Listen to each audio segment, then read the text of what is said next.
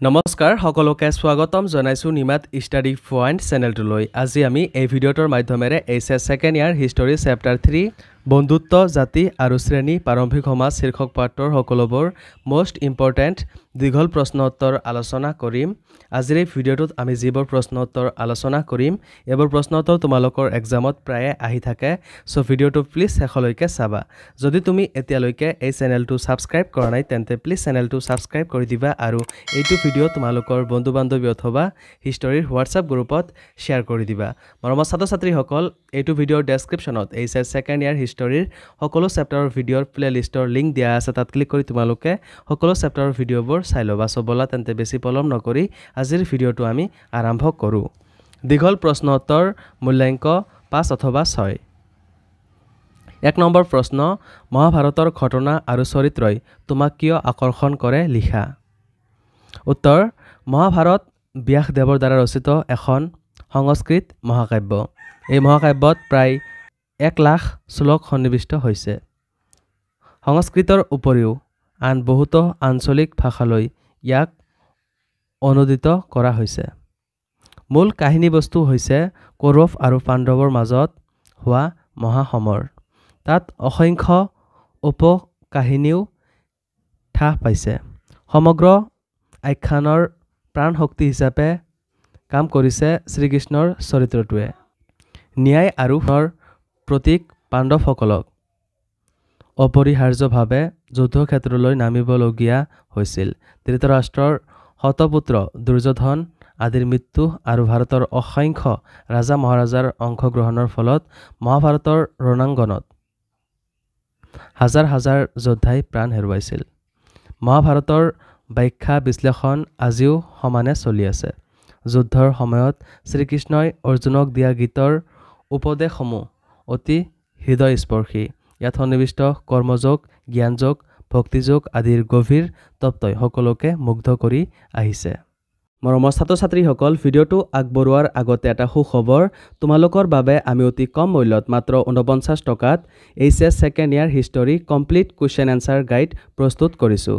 যোৱা বছৰ যিসকল ছাত্ৰ ছাত্ৰীয়ে এই হিষ্টৰীৰ ই বুকটো পাৰচেছ কৰিছিল তেওঁলোকে ফাইনেল এক্সামত লেটাৰ মাৰ্ক সহ ভাল ফলাফল দেখুৱাই মা দেউতাৰ লগতে নিজৰ নাম উজ্জ্বল কৰিছিল। তোমালোকেও যদি মাত্ৰ 49 টকাত এই ই বুকটো পাৰচেছ কৰি পৰীক্ষাত লেটাৰ মাৰ্ক সহ ভাল ফলাফল দেখুৱাই মা দেউতাৰ লগতে নিজৰ নাম উজ্জ্বল কৰিব বিচৰা তেন্তে স্ক্ৰীণত দিয়া হোৱাটছআপ নাম্বাৰ অথবা ডেছক্ৰিপশ্যনত দিয়া লিংকত ক্লিক কৰি অতি সোনকালে আমাৰ টীমৰ লগত কণ্টেক্ট কৰা। ধন্যবাদ। 2 নম্বৰ প্ৰশ্ন, সেই সময়ৰ অক্ষত্ৰিয় ৰজাসকলৰ বিষয়ে এটা বিৱৰণ লিখা।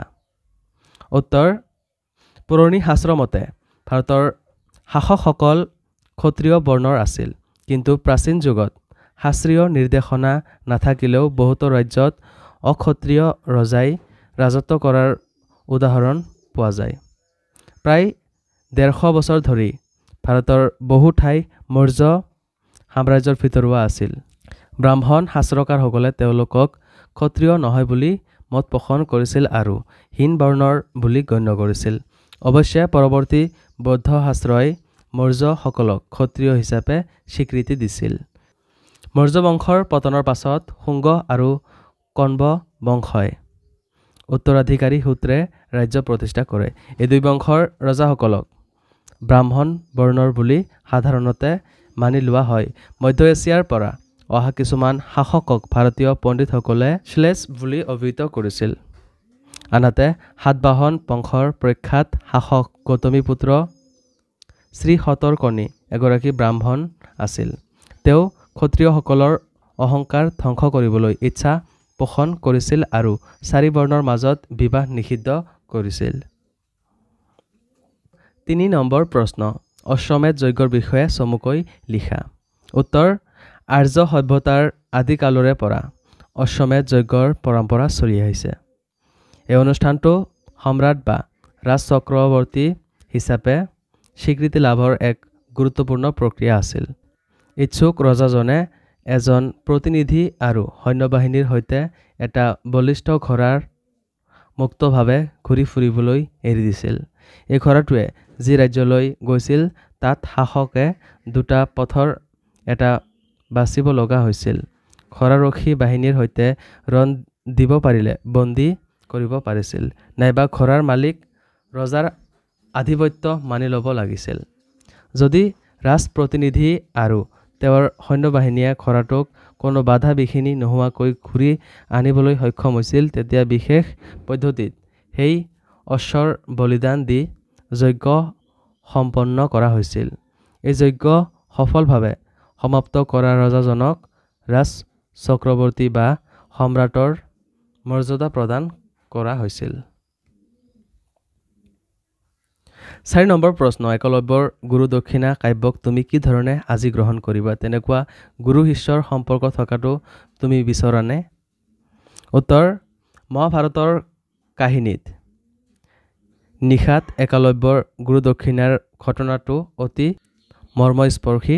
পাণ্ডৱসকলৰ গুৰু দ্ৰোণাচাৰ্যৰ সৈতে অৰণ্য ভ্ৰমণৰ সময়ত তেওঁলোকৰ কুকুৰটোৱে ভুকিব ধৰোঁতে কোনোবাই নিপুণভাৱে শৰ মাৰি কুকুৰটোৰ মুখ বন্ধ কৰিলে। এটাও শৰে শৰীৰত আঘাত কৰা নাছিল। এই অসাধাৰণ দক্ষতা দেখি দ্ৰোণ আৰু পাণ্ডৱসকল বিস্মিত হ'ল। অনুসৰণ কৰি গৈ তেওঁলোকে এজন কলা বৰণীয়া নিশাত যুৱকক মৃত্তিকাৰ মূৰ্তি এটাৰ সন্মুখত সাধনাৰত অৱস্থাত পালে। দ্ৰোণাই তেওঁৰ পৰিচয় সুধিলত যুৱকজনে ক'লে তেওঁৰ নাম একলব্য আৰু দ্ৰোণাচাৰ্যই তেওঁৰ গুৰু। তেতিয়া দ্ৰোণই গুৰু দক্ষিণা হিচাপে একলব্যৰ সোঁহাতৰ বৃদ্ধাঙ্গুলি বিচাৰিলে। একলব্যই একো দ্বিধা নকৰি হাঁহি হাঁহি নিজৰ আঙুলিটো কাটি গুৰুৰ হাতত অৰ্পণ কৰিলে। এনেধৰণৰ গুৰুৰ অন্যায় দাবী কোনো যুগতে সমৰ্থনযোগ্য নহয়। বৰ্তমানৰ ছাত্ৰ ছাত্ৰীয়ে এনে দাবী স্পষ্টভাৱে প্ৰত্যাখ্যান কৰিব। ই একেবাৰে অযৌক্তিক আৰু নিষ্ঠুৰ দাবী আছিল। মৰমৰ ছাত্ৰ ছাত্ৰীসকল, আজিলৈ এইখিনিয়ে। তোমালোকে যদি এতিয়ালৈকে মাত্ৰ 49 টকাত HS second year history complete question answer গাইডটো পাৰচেছ কৰা নাই, তেন্তে স্ক্ৰীণত দিয়া হোৱাটছআপ নাম্বাৰ অথবা ডেছক্ৰিপশ্যনত দিয়া লিংকত ক্লিক কৰি অতি সোনকালে আমাৰ টীমৰ লগত কণ্টেক্ট কৰা। ধন্যবাদ।